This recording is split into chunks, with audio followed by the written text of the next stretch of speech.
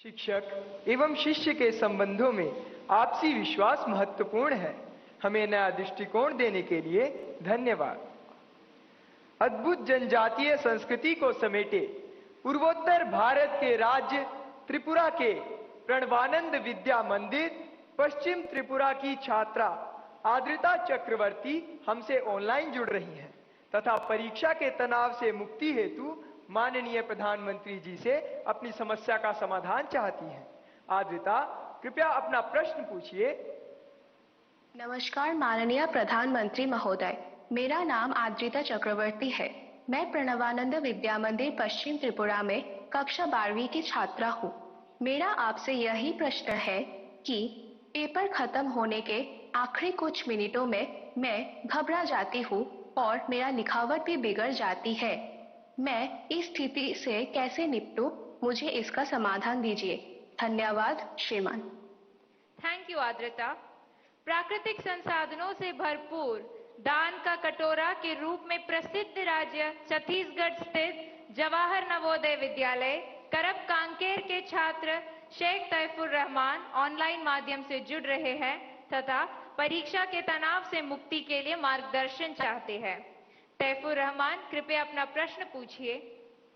प्रधानमंत्री महोदय नमस्कार, मेरा नाम शेख तैफुर रहमान है। मैं पीएम श्री जवाहर नवोदय विद्यालय कांकेर छत्तीसगढ़ का छात्र हूँ। मान्यवर, परीक्षा के दौरान अधिकांश छात्र घबराहट महसूस करते हैं जिसके कारण वे मूर्खतापूर्ण गलतियां कर बैठते हैं, जैसे कि प्रश्नों को सही ढंग से ना पढ़ना आदि। मान्यवर, मेरा आपसे यह प्रश्न है कि इन गलतियों से कैसे बचा जाए। कृपया अपना मार्गदर्शन दें। धन्यवाद। शुक्रिया तैफुर। उड़ीसा आदर्श विद्यालय कटक से हमारे बीच इस सभागार में एक छात्रा राजलक्ष्मी आचार्य मौजूद है। वे प्रधानमंत्री जी से प्रश्न पूछना चाहती हैं। राजलक्ष्मी, कृपया अपना प्रश्न पूछिए। ऑनरेबल प्राइम मिनिस्टर, जय जगन्नाथ। किस तरफ है राजलक्ष्मी? हाँ, जय Jagannath. My name is Rajlakshmi Acharya. I am from Odisha Adarsh Vidyalaya Jokidola Banki Cuttack. Sir, my question is, it is easy to say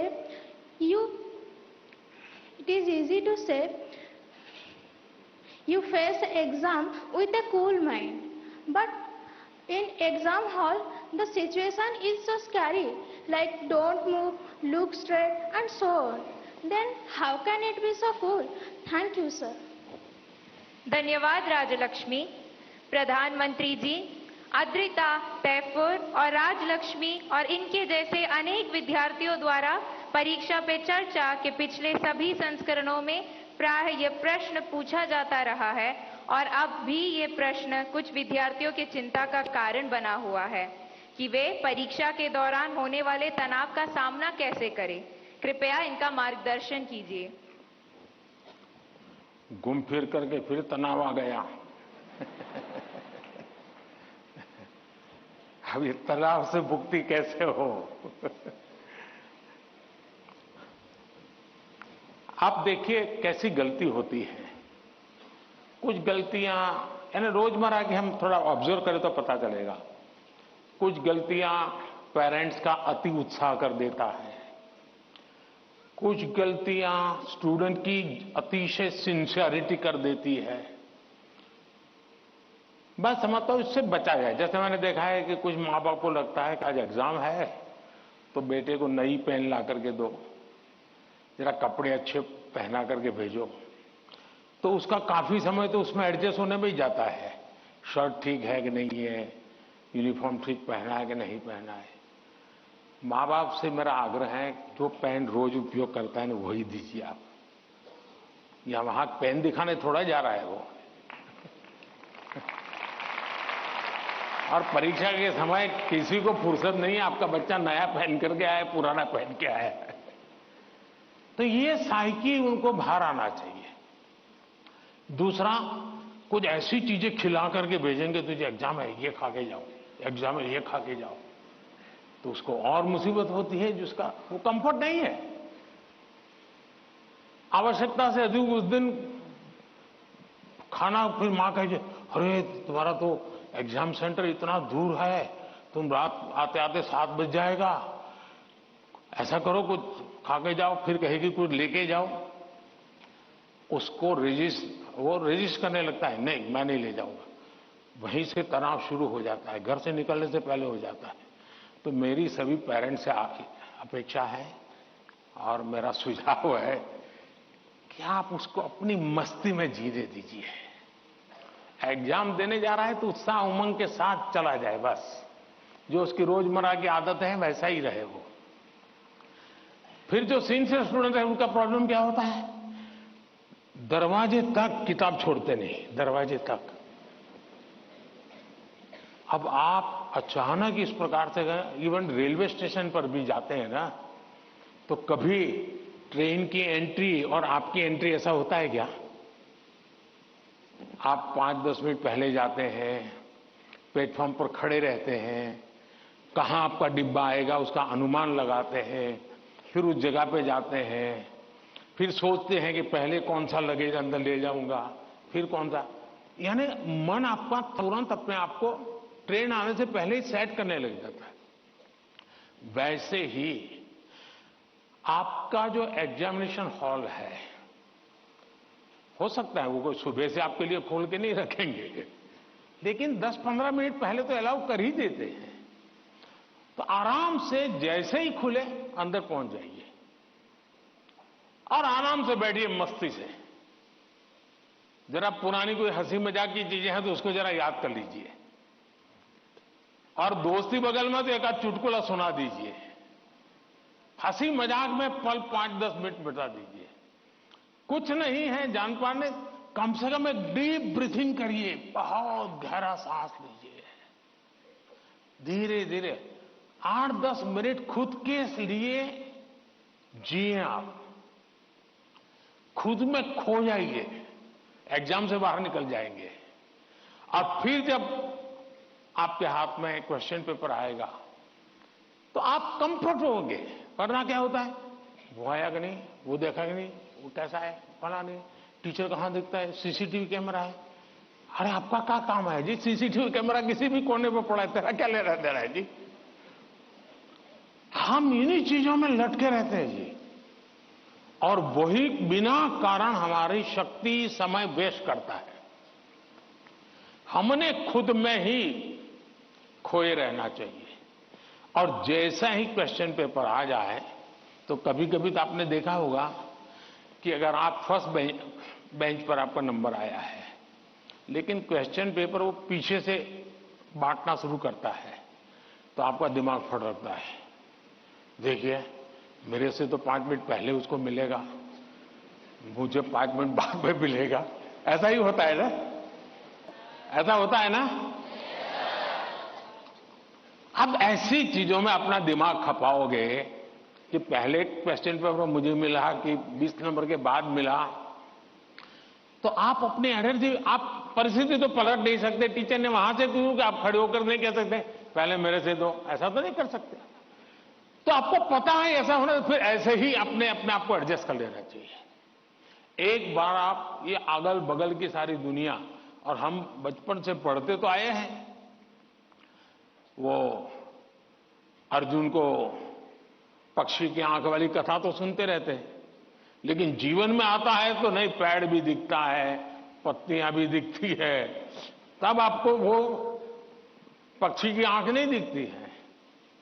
आप भी मन में कथाएं सुनते हैं, पढ़ते हैं, तो उसको जीवन में लाने का मौका होता है।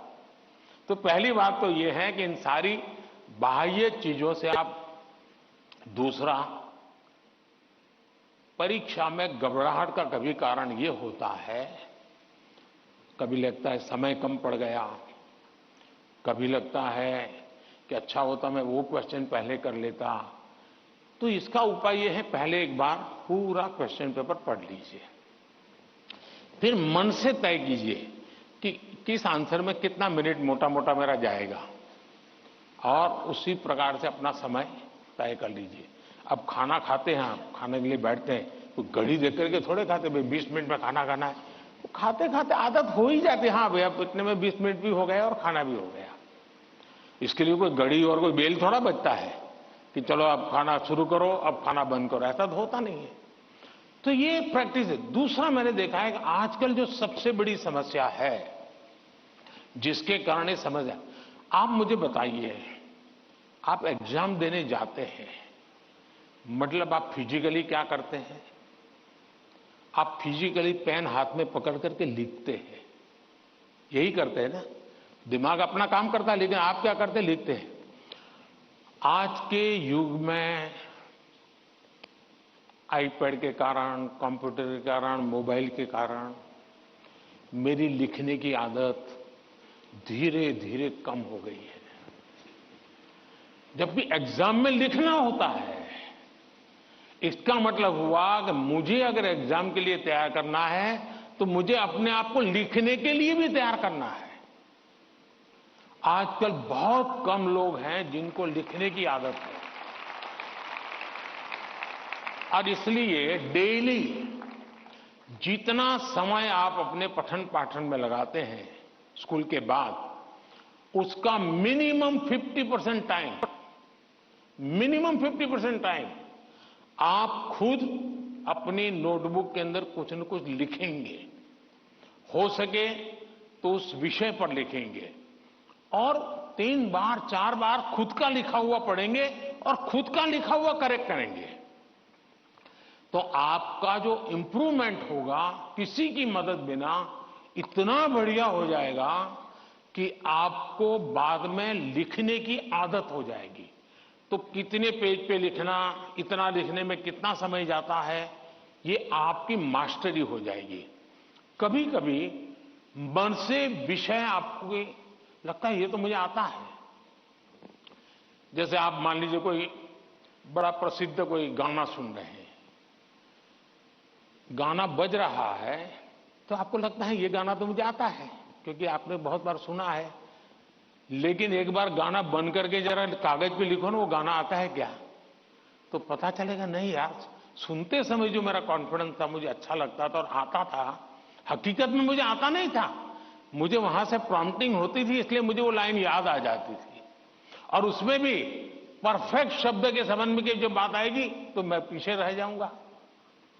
मेरी आज की पीढ़ी के साथियों से बहुत मेरा आग्रह है कि कृपा करके आपकी एग्जाम में एक बड़ी चैलेंज होती है लिखना।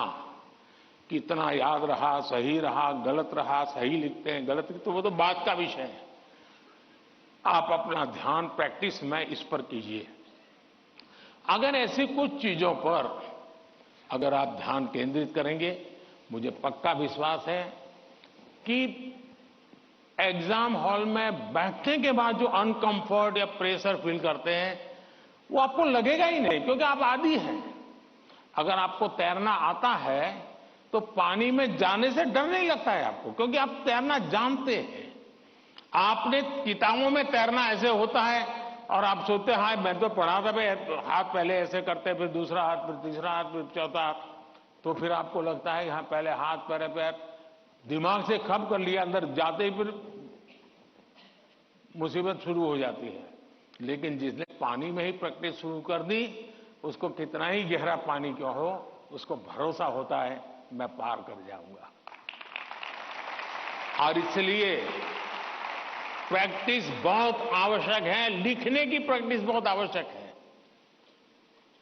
और लिखना जितना होगा शार्पनेस ज्यादा आएगी, आपके विचारों में भी शार्पनेस आएगी। और अपनी लिखी हुई चीज को 3 बार 4 बार पढ़ के खुद करेक्ट कीजिए। जितना ज्यादा खुद करेक्ट करोगे, आपकी उस पर ग्रिप बहुत ज्यादा आएगी, तो आपको अंदर बैठ करके कोई प्रॉब्लम नहीं होगा। दूसरा, अगल बगल में वो बड़ी स्पीड से लिख रहा है, मैं तो तीसरे क्वेश्चन पे अड़ा हुआ हूं, वो तो 7वें पर चला गया। दिमाग इसमें मत खपाइए बाबा, वो 7 में पहुंचे, 9 में पहुंचे, करे न करे, वो पता नहीं, वो सिनेमा की स्टोरी लिखता होगा। तुम अपने पर भरोसा करो, तुम अपने पर भरोसा करो। अगल बगल में कौन क्या करता है छोड़ो। जितना ज्यादा अपने आप पर फोकस करोगे, उतना ही ज्यादा आपका क्वेश्चन पेपर पर फोकस होगा।